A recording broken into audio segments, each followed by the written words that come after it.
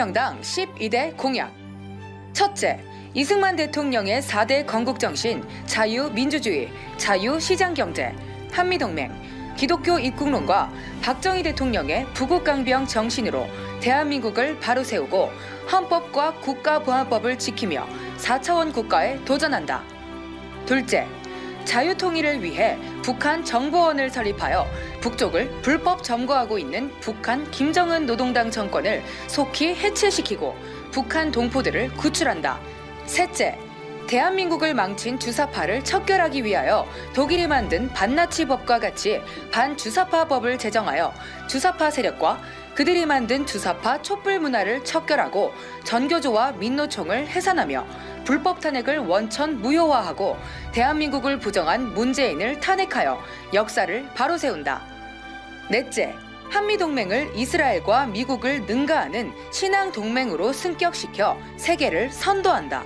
다섯째, 연 경제성장률 7% 달성을 위하여 중대기업을 10배로 확대하고 17개 광역도시에 송도 신도시와 같은 최첨단 기업형 도시를 설립하여 대한민국의 모든 병을 치유하고 G2 국가로 나아간다. 여섯째, 원전 원상 회복으로 친환경화시켜 기후변화를 방지하고 4차 산업을 주도하며 청년 스타트업을 통하여 100% 고용시대를 창출한다.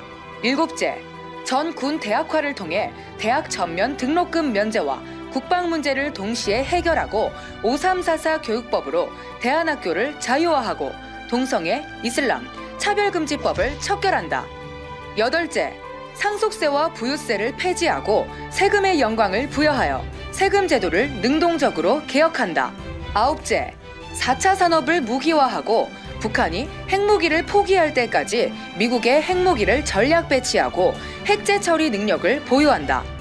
열 번째, 민간 세계 교민청과 세계 기독청, 그리고 광화문 이승만 연구소를 설립하여 세계 문화를 한류가 주도한다. 11번째, 전국 주택 유비쿼터스화와 101 해변관광 도로를 건설한다. 12번째, 국민혁명당은 광화문 애국운동에 참여한 1150만 애국시민과 1200만 기독교인, 군번을 가진 2천만 애국국민을 기반으로 1000만 명 진성당원을 속히 확보한다. 대한민국을 사랑하는 모든 국민 여러분은 국민혁명당에 속히 가입해 주시기를 바랍니다.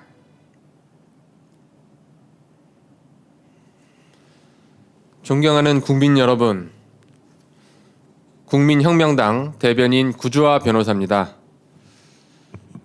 어제 드디어 우리가 이겼습니다.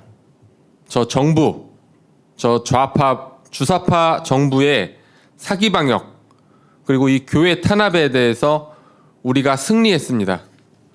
저들이 드디어 무릎을 꿇고 교회 예배 전면 비대면 조치를 해제할 것을 검토하겠다고 어제 밝혔습니다. 우리 사랑제일교회는 그리고 이에 동참하는 일부 교회에서 어제 예배를 드렸고요. 정부의 저런 위헌적인 그리고 불법적인 탄압에 대해서 우리가 굴복하지 않고 지지 않고 거기에 저항해서 예배를 드렸고요. 우리는 헌법을 지킨 것이죠. 종교의 자유를 지켰습니다. 거기에 대해서 정부가 무릎을 꿇고 예배 금지 조치를 해제하겠다고 어제 밝혔습니다. 그리고 오늘부터 논의를 해서 조만간 정부의 입장이 발표가 될 것입니다. 싸우면 이기는 것입니다. 문재인이 무섭습니까? 저 좌파, 주사파 독재 정권이 두려우십니까? 저것들은 전혀 힘이 없습니다. 싸우면 무너지게 돼 있고요. 다투면 무릎 꿇게 돼 있습니다. 싸우면 무조건 이깁니다. 그러니까 국민 여러분들께서도 절대 저 문재인 정권에 겁먹거나 기죽지 마시고 다투면 되는 것입니다. 그래서 어제 우리의 승리를 기념하는 의미로 대면 예배 정상 실시한 사랑제일교회 및 전광훈 한기총 증경대표회장 그리고 국민특검 전국 변호사단 명의로 공동 성명을 발표를 하고 여기에 대해서 또 설명을 드리도록 하겠습니다. 공동성명, 우리가 대면 예배를 드리는 10가지 이유를 밝힌다. 문재인의 사기 방역, 국민 말살 방역은 따라야 할 것이 아니라 국민 불복종 운동으로 반드시 무너뜨려야 할 최악의 적폐임을 밝힌다. 첫째, 문재인 정부는 코로나를 이용하여 코로나 정치 사기 방역을 진행하고 있다. 둘째, 근본에 일어난 4차 코로나 사태는 국민들을 기만한 사건으로 평소에는 검사 건수를 5만으로 진행하다가 확진자 수를 높이기 위하여 10에서 20만으로 검사를 확대 진행하여 확진자를 1,000명으로 높여 4차 사태를 만들었다.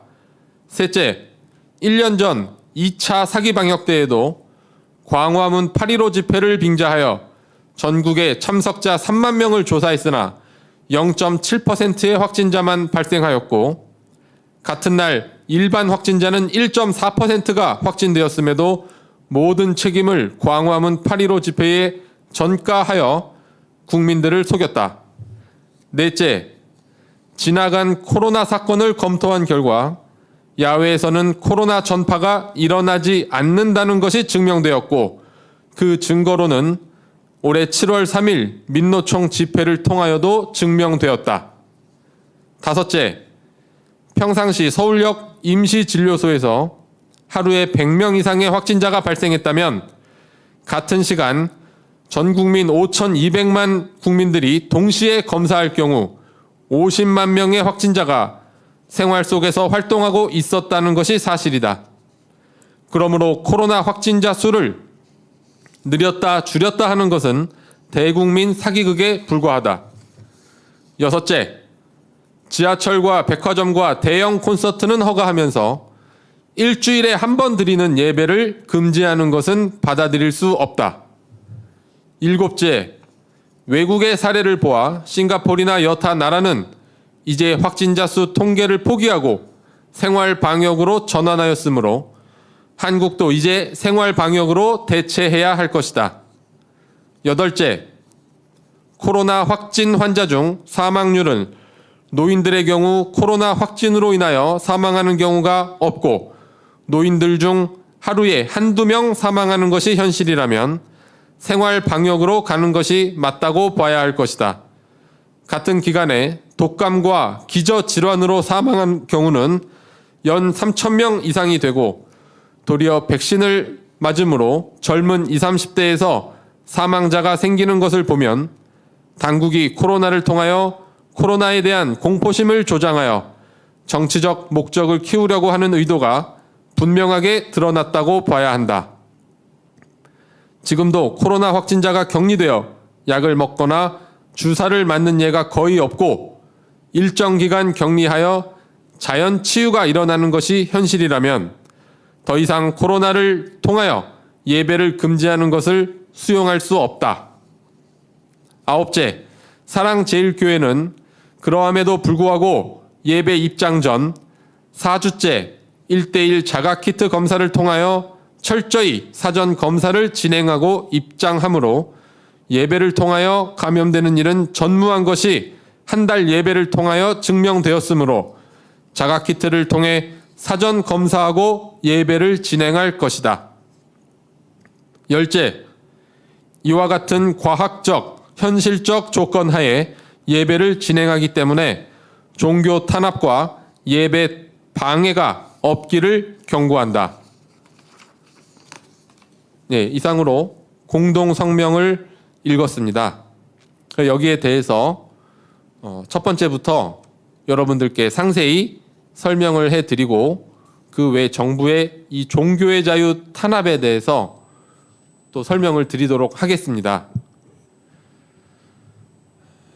자, 두 번째 보시면 근본에 일어난 4차, 이 4차 대유행이라는 말이 있는데요. 사실은 4차 대유행이 아닙니다. 이게 왜 4차입니까?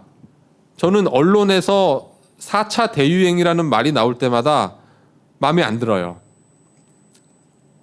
자, 3차 대유행, 작년 11월에 있었던 3차 대유행 끝났습니까?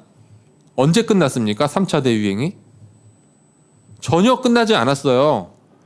그때부터 계속 뭐 300명, 400명 아무리 낮아도 그 정도가 계속 유지가 됐습니다. 근데 마치 정부는 뭐 자기들이 잘해서 3차 대유행이 끝나고 이번에 4차 유행이 시작한 것처럼 말하는데요. 3차 대유행 아직 끝나지 않았어요. 계속 중입니다. 언론도 이 부분 반드시 말씀을 해주세요. 전 그리고 정부와 정은경에게 묻고 싶습니다. 3차 대유행 언제 끝났습니까? 끝나지 않았습니다.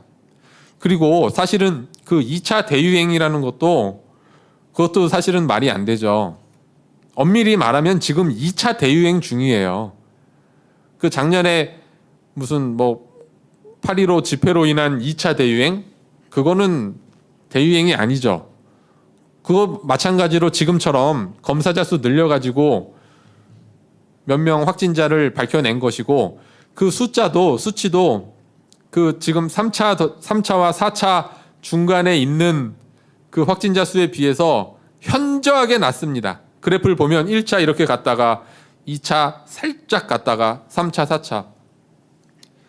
저는 개인적으로 지금이 2차 대유행 중이라고 보고 있습니다. 자, 그리고 이 검사자 수 늘린 거, 이거는 뭐 온 국민이 다 아시죠? 이거는 정말 심각한 문제입니다. 정말 심각한 문제예요. 뭐가 심각하냐면 정부가 의도적으로 이 4차 대유행을 만들었다는 게 가장 심각한 이번 문제입니다. 2주 전쯤 정부가 직접 밝혔습니다. 뭐라고 밝혔죠? 검사자 수를 공격적으로 늘릴 것이다. 검사자 수를 공격적으로 늘릴 것이다. 따라서 앞으로 확진자가 늘어날 수 있다. 이거 밝혔죠. 저는 이 보도를 보고 정말 깜짝 놀랐어요. 깜짝.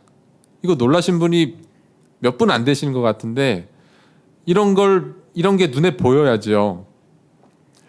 검사자 수를 늘릴 것이다. 따라서 확진자가 늘어날 것이다. 이거 무슨 말입니까?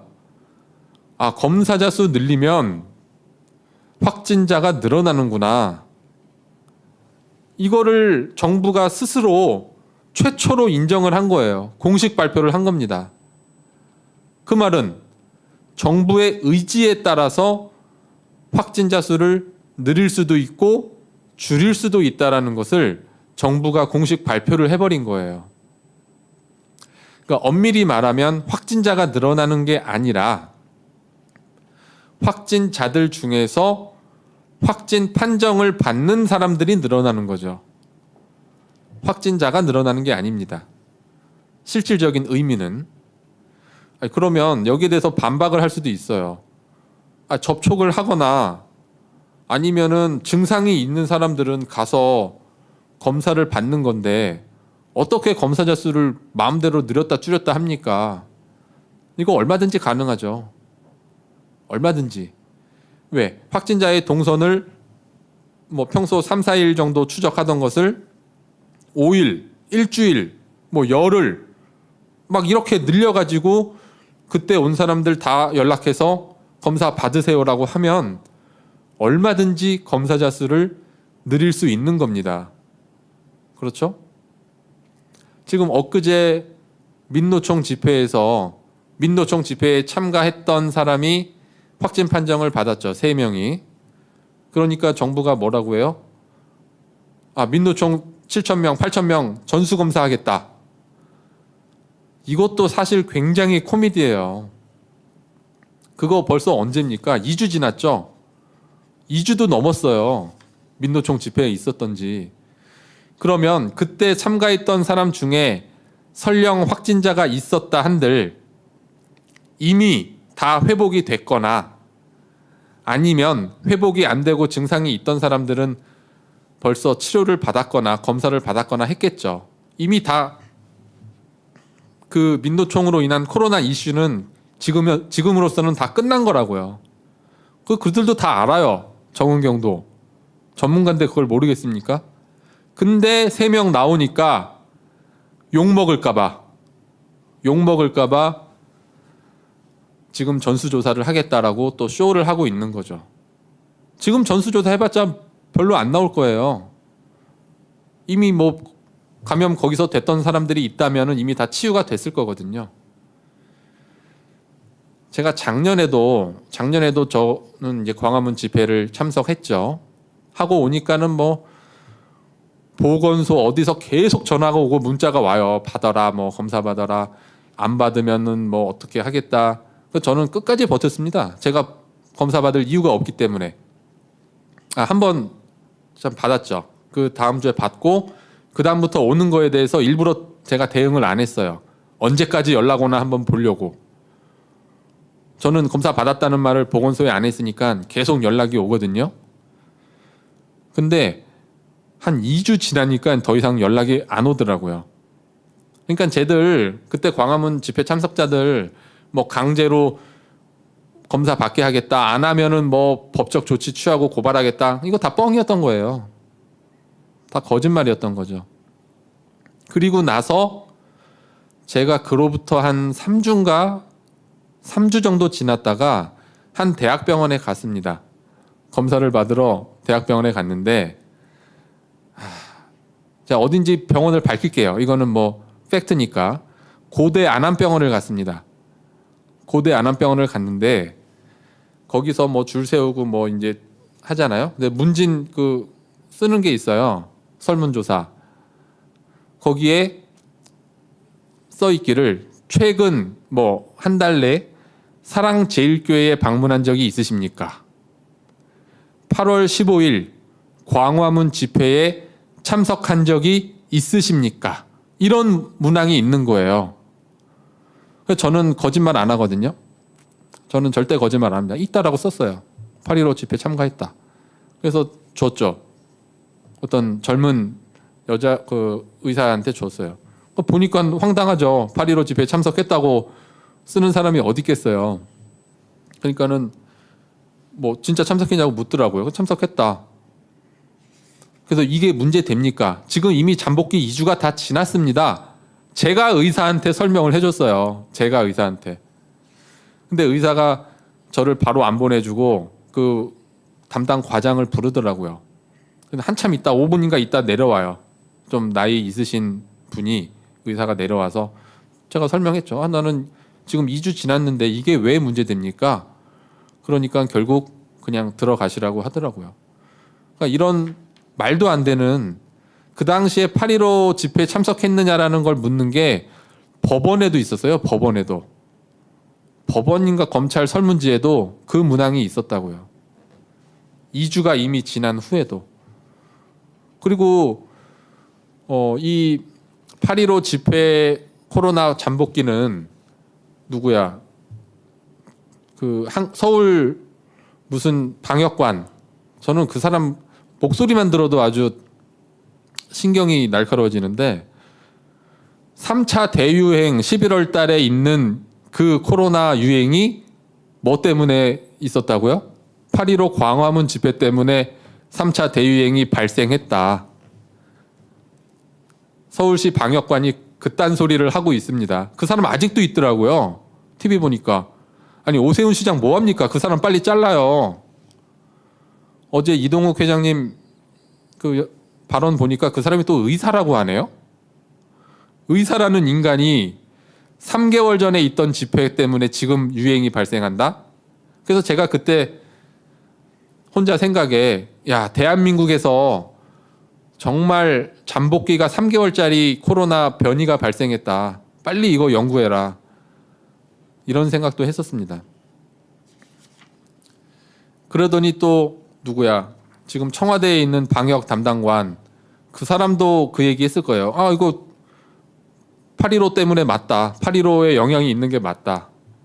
그러니까 결국에는 2차, 그 사람들이 정부 입장은 그거예요.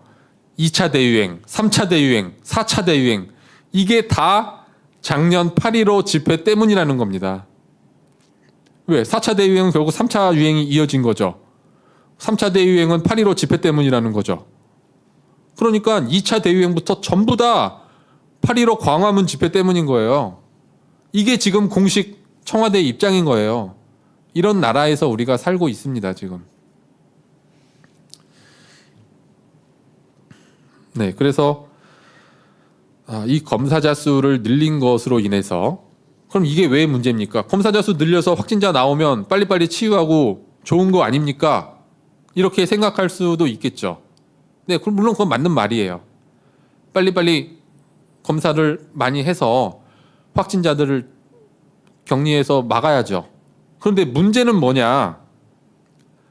문제는 이걸 빌미로 해서 지금 자영업자들과 국민들을 통제하고 있다는 게 문제예요. 자, 지금 4차 대유행은 엄밀히 말하면 확진자 수가 폭발적으로 증가한 게 아닙니다. 확진 판정을 받은 사람들이 증가한 거죠. 그러면 이 자영업자들을 통제해서는 안 되죠.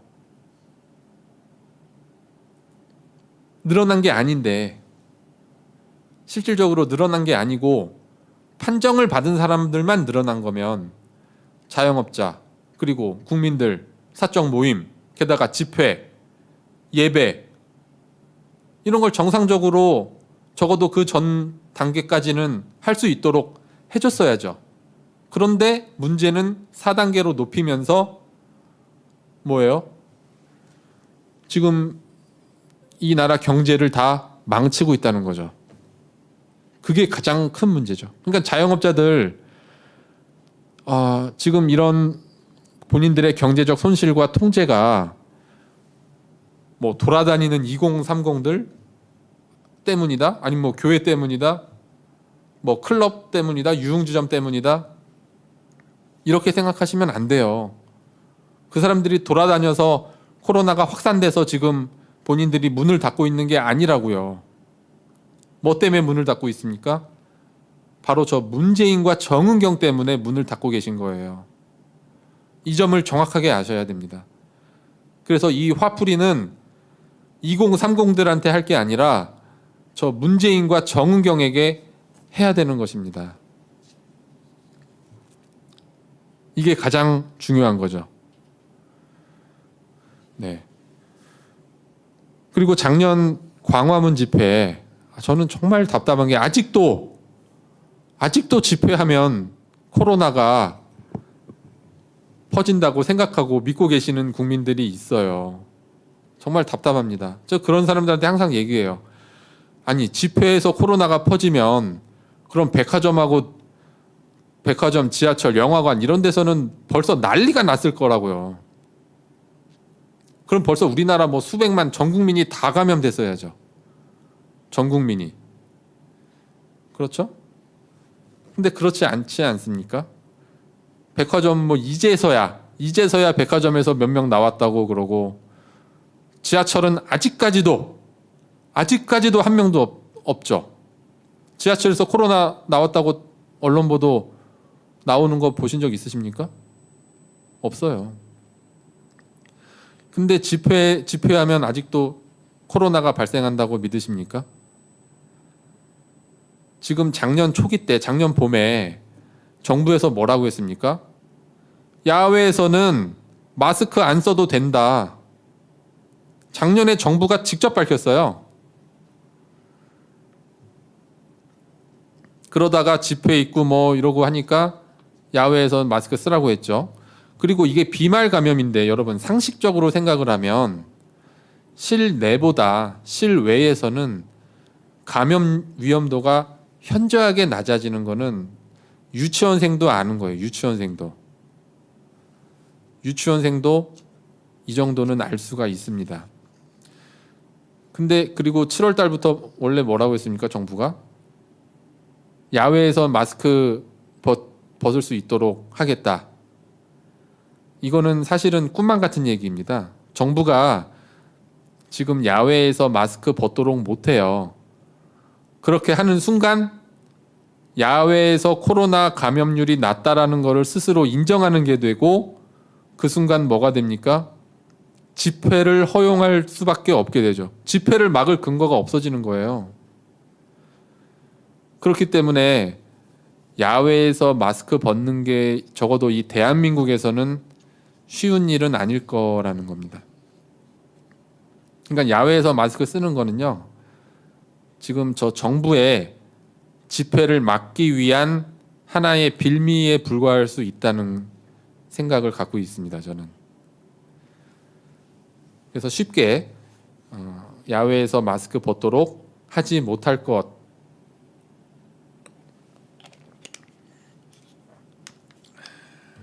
그리고 작년 광화문 8.15 집회는요, 이미 거기서 집단 감염이 발생하지 않았다는 것은 수치로 이미 다 증명이 됐습니다. 0.7%였죠. 어떤 조사에서는 0.8%라고 발표한 데도 있고요. 그 당시 평균 확진율이 1.4%였습니다. 이미 집단 감염 없었다는 게 이미 입증이 끝났고요. 다만 10,000명, 3만 명을 조사하는데 그 중에 안 나오겠습니까? 당연히 있겠죠.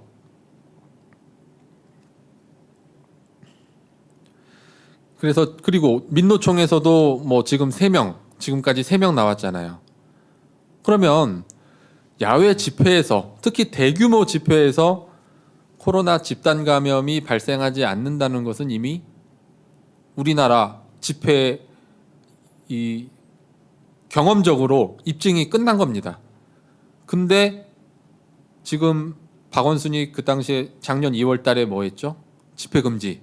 서울 도심 내 집회 금지라고 해서 서울시 고시로 광화문, 청와대, 서울역, 을지로, 종로 일대에서 집회를 말살시켰습니다.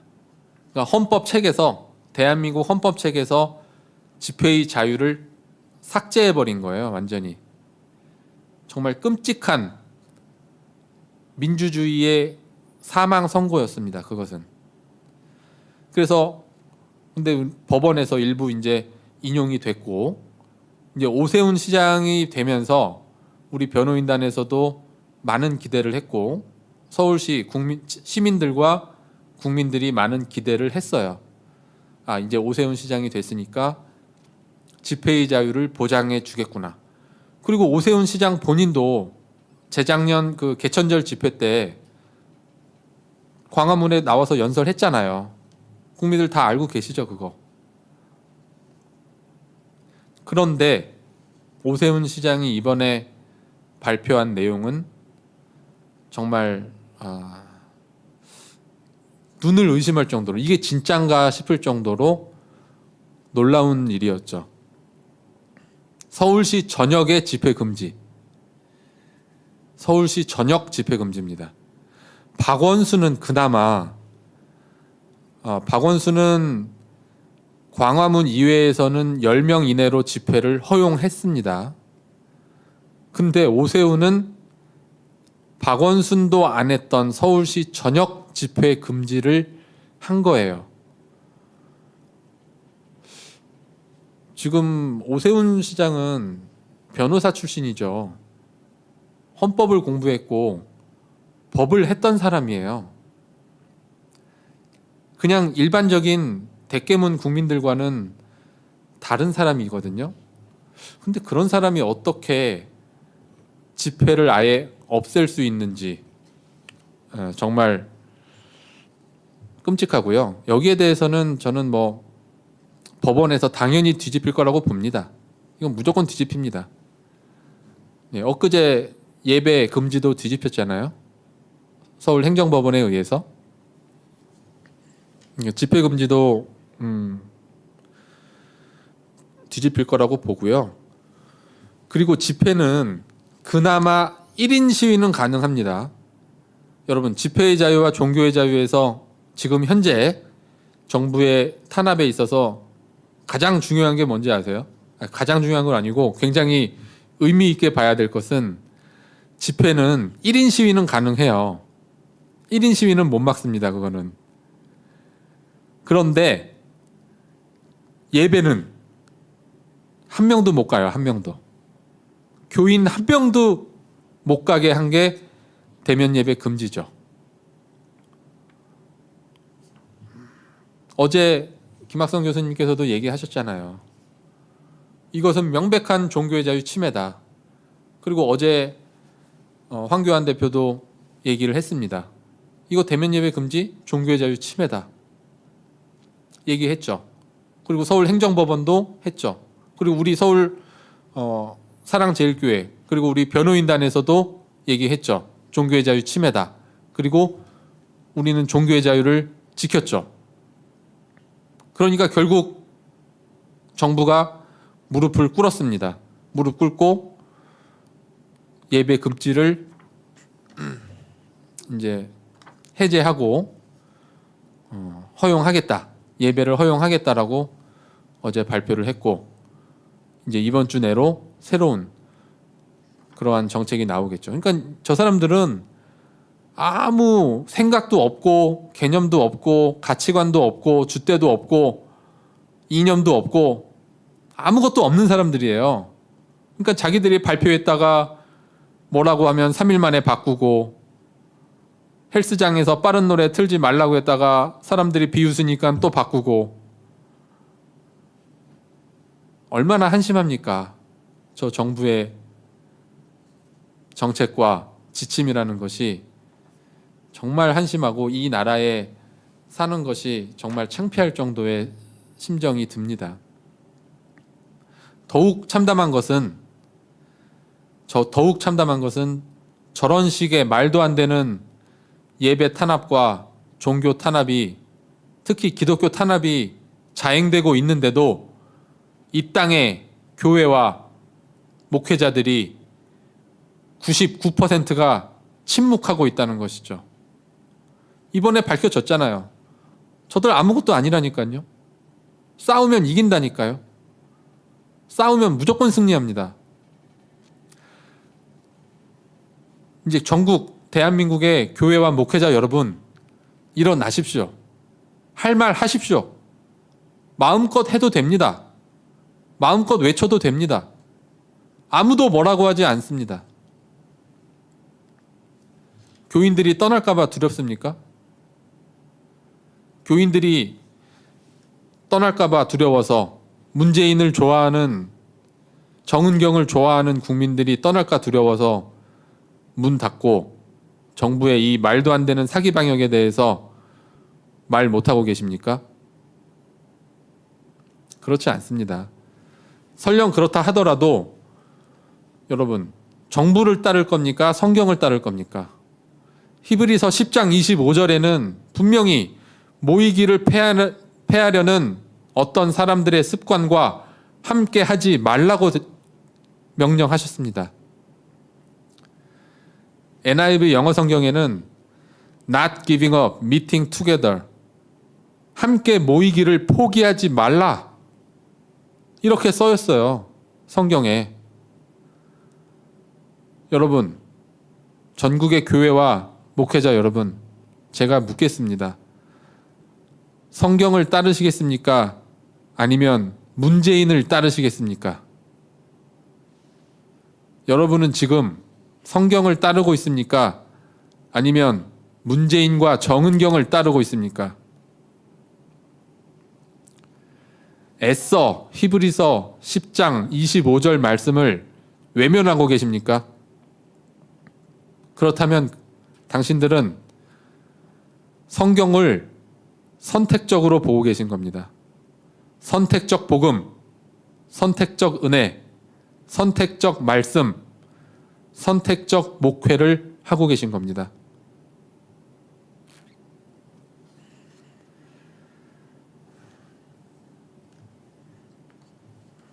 성경대로 그리고 말씀대로 우리가 목회를 해야 할 것입니다.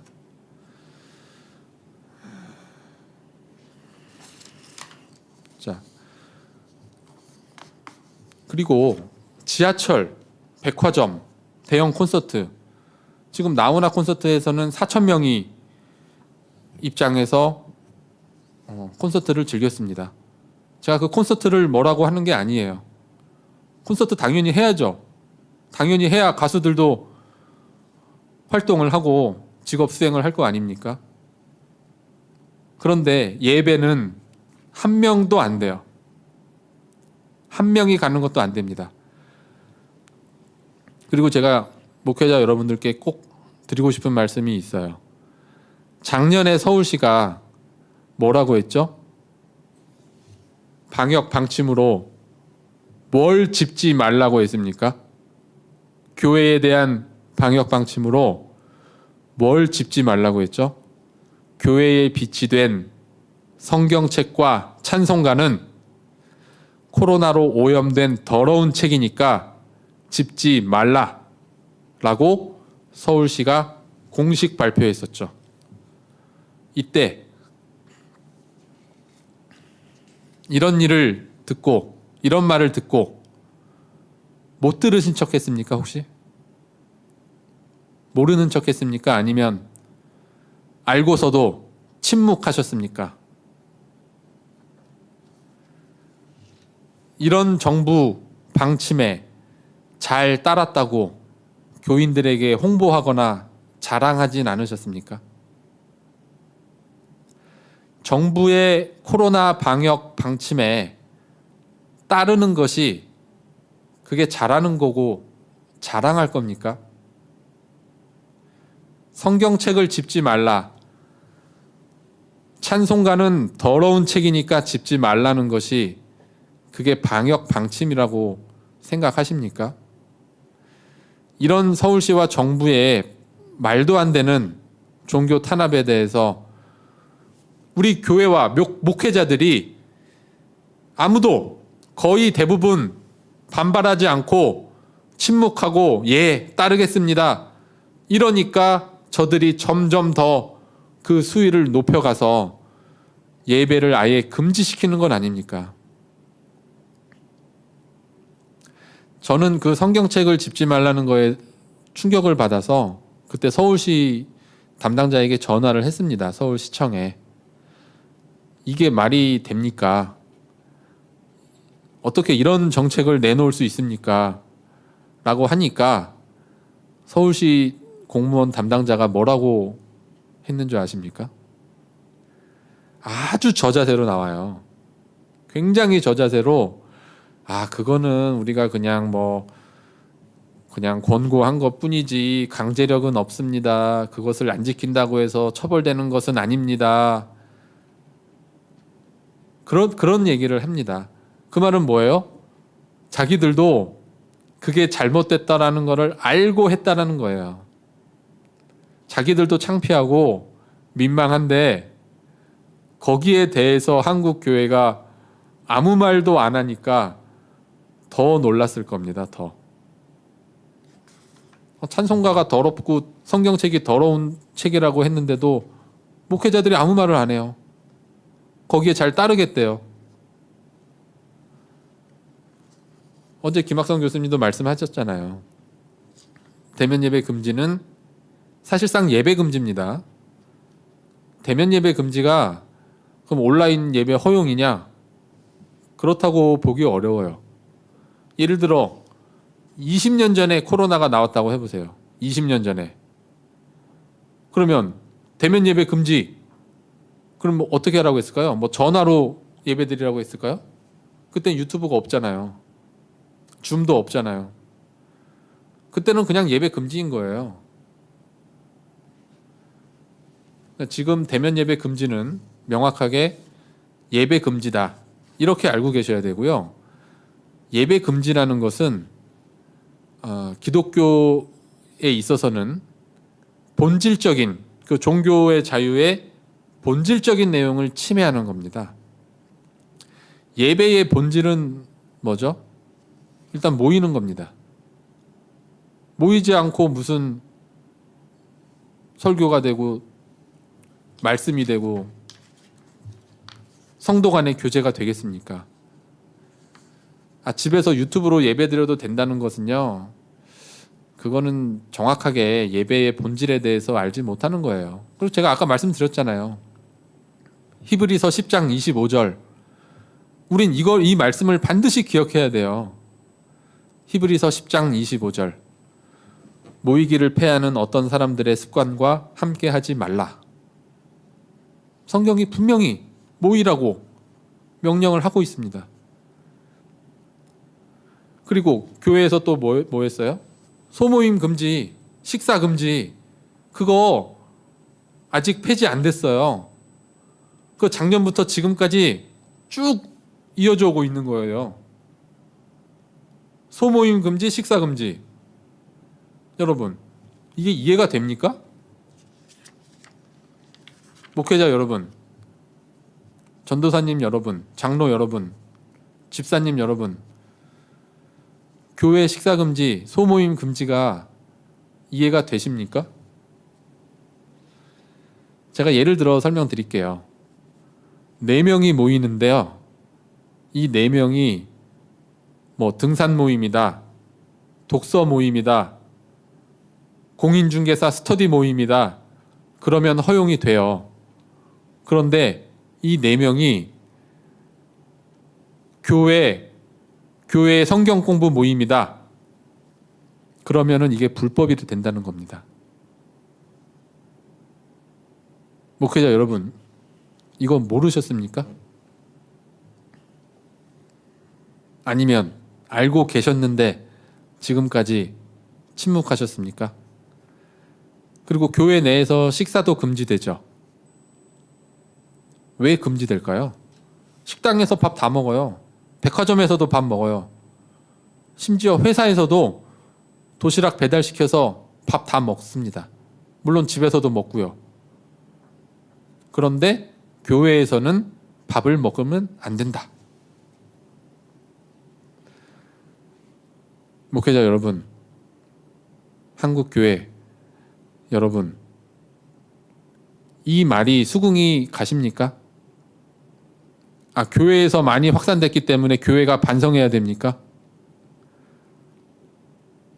그렇지 않습니다. 정부가 올해 2월에 공식 발표했잖아요. 교회 예배 중에 집단 감염 없었다. 공식 발표했지 않습니까? 그리고 식사가 왜 안 됩니까? 식사하다가 걸릴 수 있다? 물론 걸릴 수 있죠. 식사하다가. 그런데 그거는 백화점에서 밥 먹다가도 걸릴 수 있고요. 식당에서 밥 먹다가 걸릴 수도 있습니다. 회사에서 도시락으로 회의하다가 걸릴 수도 있는 거예요. 그런데 왜 교회에서 식사는 안 되는 겁니까?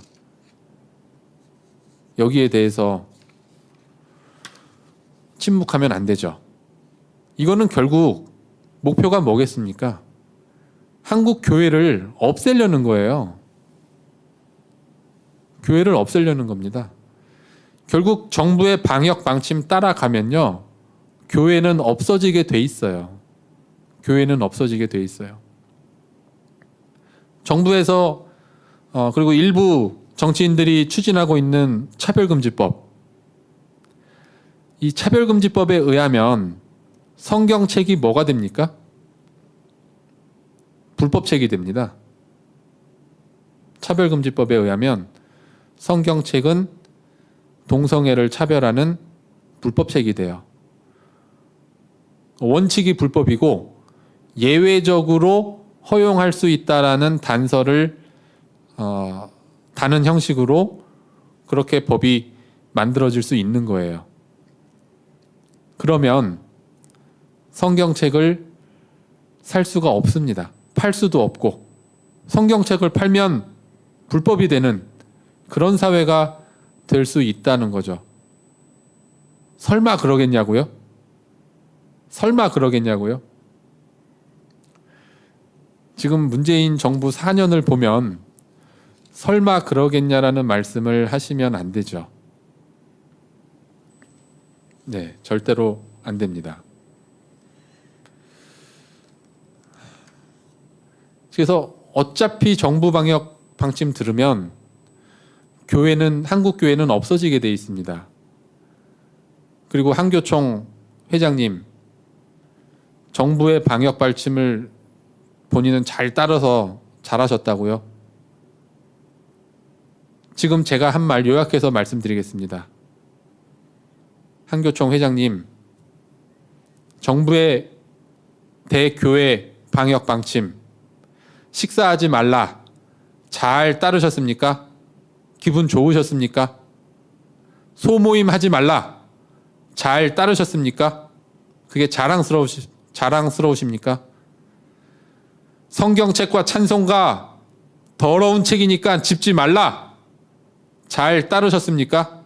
성도들에게 성경책 집지 말라. 더러운 책이니까 집지 말라고 가르치셨습니까?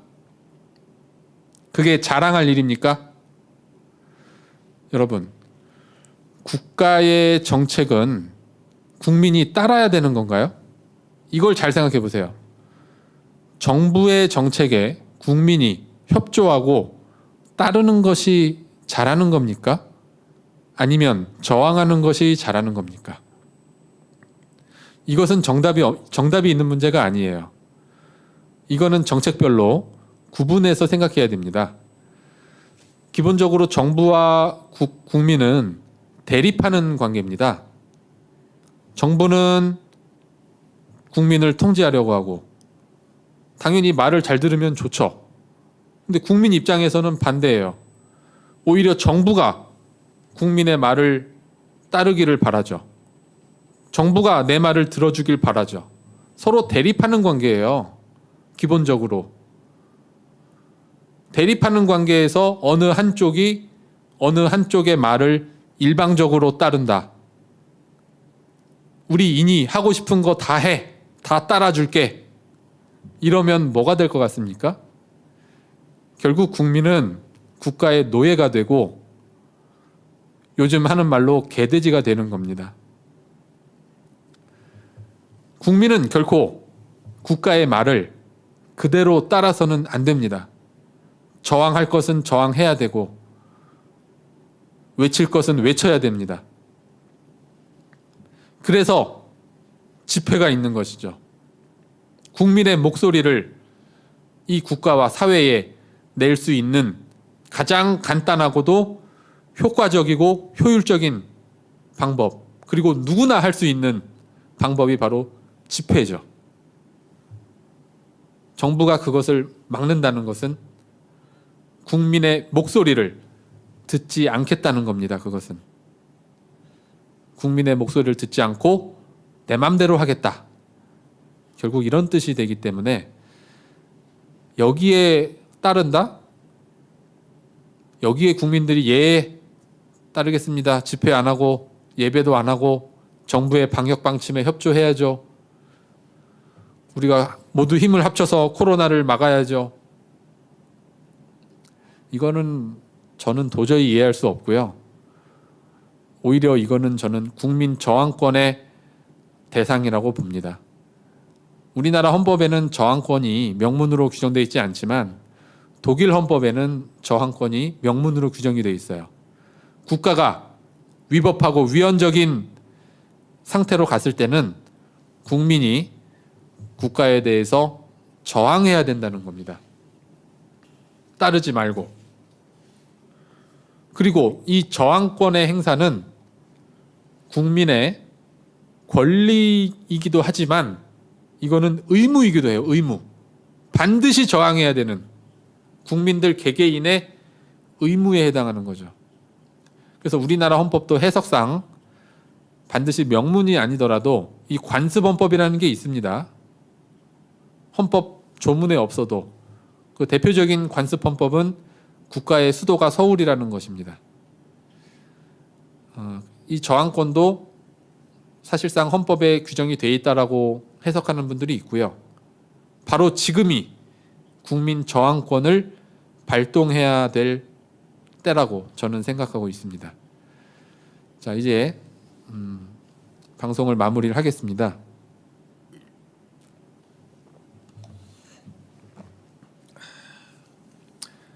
예배의 자유, 종교의 자유, 이 문재인과 정은경이라는 이 사악한 인간들이 지금 말살시키려고 하고 있습니다. 하지만 우리가 어제 예배를 통해서 알게 된 사실은 뭐죠? 싸우면 국민이 맞서 싸우고 저항하고 저 독재 주사파 정권에 맞서 싸우면 우리가 반드시 이긴다는 것을 어제 우리가 확인을 했습니다. 우리는 예배의 자유를 지켰고요. 성경대로 했습니다. 성경대로 했고 싸워서 이겼습니다. 앞으로 8.15 집회도 싸워서 이길 겁니다. 반드시 이길 수 있습니다. 그래서 우리 국민혁명당 결론은 1000만 당원 가입운동에 모두 동참해 주셔서 이 대한민국을 바로 세우는데 우리가 같이 동참해 주시기를 바라고요. 제가 국민혁명당 가입 사이트를 제 가족들, 친구들에게 보내면 정말 생각보다 많은 분들이 동참을 해주세요. 가족분들은 뭐 당연히 다 가입을 해주시고요. 친구들도 거의 한 절반 정도 이상은 가입을 해주는 것 같아요. 가입을 해주시니까 많은 분들께 저 링크를 복사하셔가지고 뭐 전화를 하셔도 되고 카카오톡으로도 많이 퍼뜨려 주시면 반드시 우리가 1000만 당원을 이룰 수가 있습니다. 그리고 예배의 자유, 집회의 자유 반드시 우리가 지켜내고 정부와 오세훈 시장에게 제가 말씀을 드립니다. 둘 다 법조인 출신이잖아요. 서울시장 그리고 대통령 다 법을 배우고 헌법을 배운 분들이 이러면 안 되죠. 반드시 종교의 자유와 예배의 자유를, 집회의 자유를 국민들에게 보장을 해 주십시오. 네, 이것으로 오늘 성명 발표 마치도록 하겠습니다. 감사합니다.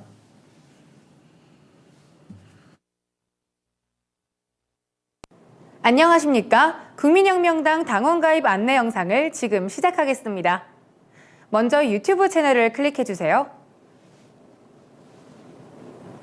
그리고 검색란에 너하라TV 채널을 클릭해주세요.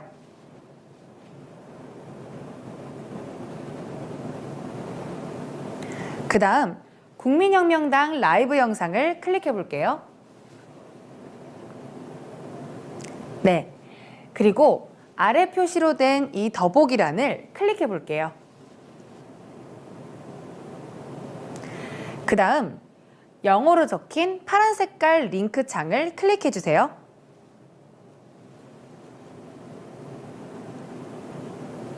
여기까지 하시면 국민혁명당 당원가입 신청서가 나옵니다. 이제 이름이라고 적힌 칸을 클릭해 볼게요. 여기에 이름을 작성해 주세요.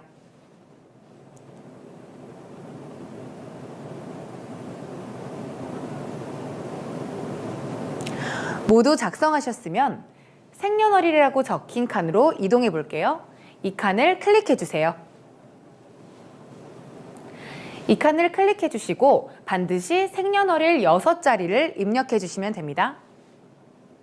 숫자 6자리 입력해 볼게요. 숫자 6자리를 모두 입력하셨으면 연락처로 넘어갈게요. 이 연락처라고 적힌 칸에 핸드폰 번호를 입력해 주세요.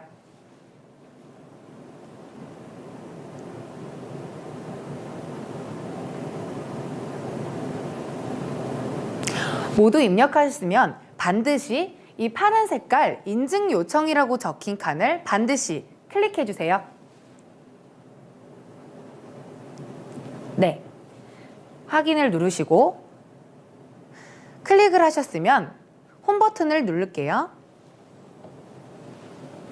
그리고 문자를 클릭해 주세요.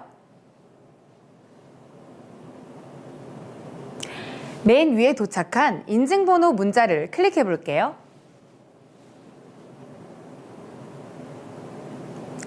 인증번호입니다 라고 적힌 파란 색깔 숫자 6개를 외울게요. 번호를 모두 외우셨으면 왼쪽 하단에 있는 줄 3개가 적힌 마크를 클릭하고 여기 왼쪽에 띄어져 있는 링크를 다시 한번 클릭해 주세요. 네, 아까 외운 번호 이곳에 입력해 주세요. 모두 입력하셨으면 여기 확인이란 버튼을 클릭해 주세요. 인증에 성공하셨습니다 라는 창이 뜨면 확인을 클릭해 주세요. 네, 여기까지 핸드폰 번호 인증이 완료됐습니다. 그러면 여기 성별란으로 넘어가 볼게요.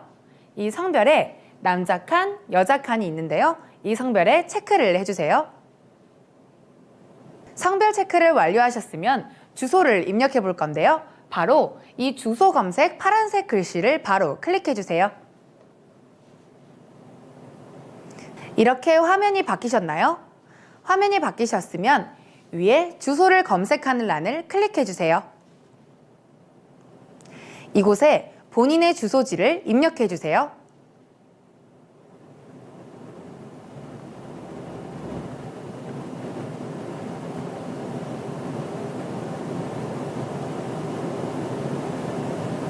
주소지를 입력하셨으면 여기 돋보기 모양의 검색 버튼을 클릭해 주세요.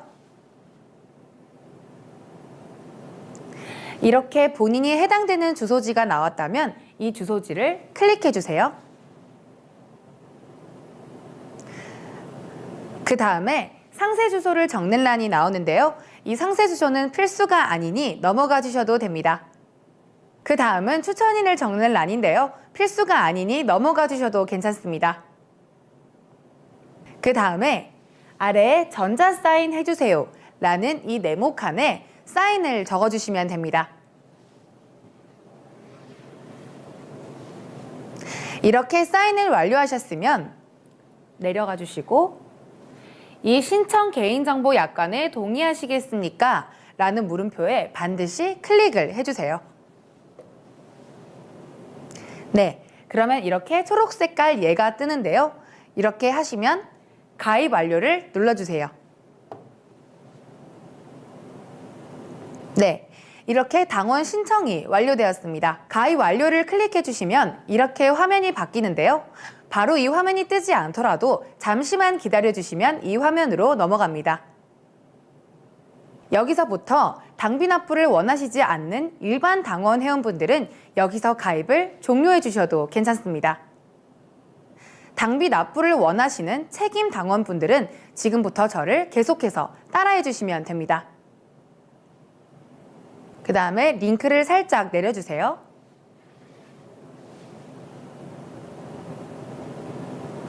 이 회원 정보에 회원명에 이름을 다시 적어주세요. 클릭해 주시고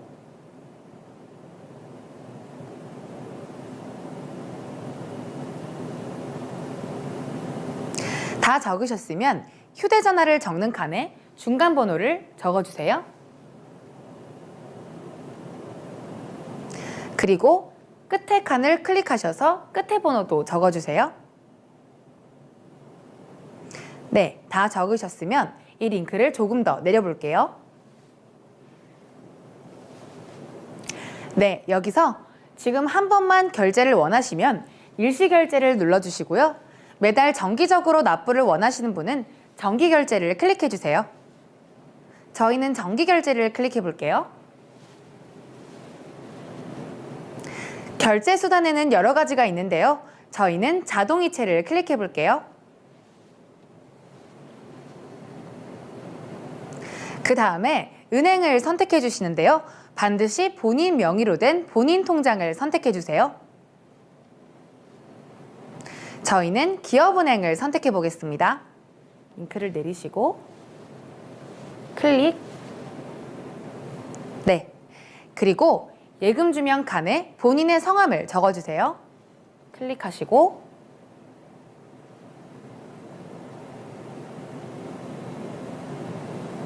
완료하셨으면 링크를 내려볼게요. 그 다음 이 통장의 계좌번호를 클릭해주세요.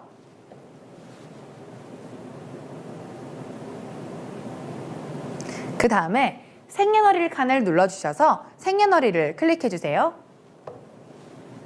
주민등록번호의 앞자리만 적어주시면 됩니다.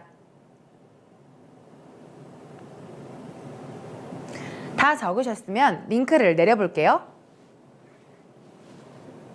그 다음에 원하시는 결제일을 클릭해주세요.